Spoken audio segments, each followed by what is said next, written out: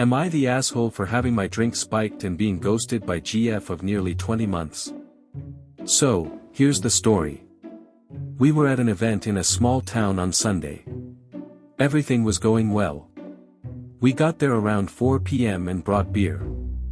It was on the property of someone I know really well. I had 5 beers over the course of 4 hours between 4 to 8 p.m. As I'm a 185 pounds 35 years old male who drinks beer regularly, this was just enough to get a buzz. Turns out, people were drinking my beer and emptied the case before I could grab another.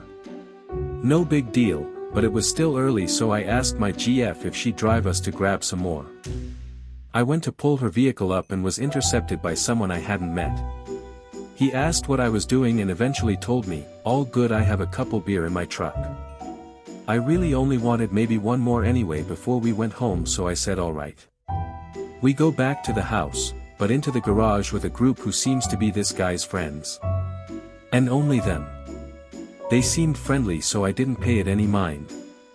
I cracked the beer he gave me, but before I could take a sip he passed me a bottle of Fireball. I set my beer down on a car frame behind me and took a small shot. The last thing I can clearly remember is picking my beer up and drinking it again. Then I woke up in the morning confused as hell in my own living room. Apparently, for the next 3-ish hours after going into the garage, I was all over the place. Aggressive, sloppy, you name it. Initially, we thought I must have drank too much and I acknowledged my mistake immediately the next morning.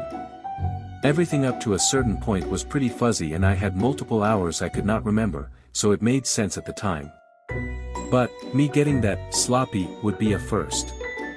However, I didn't want to make excuses at this time and just wanted to own my mistake. That's when I noticed my vision was blurry, and the nausea kicked in. I didn't pay this much mind at the time. Blurry vision was new, but nausea is to be expected.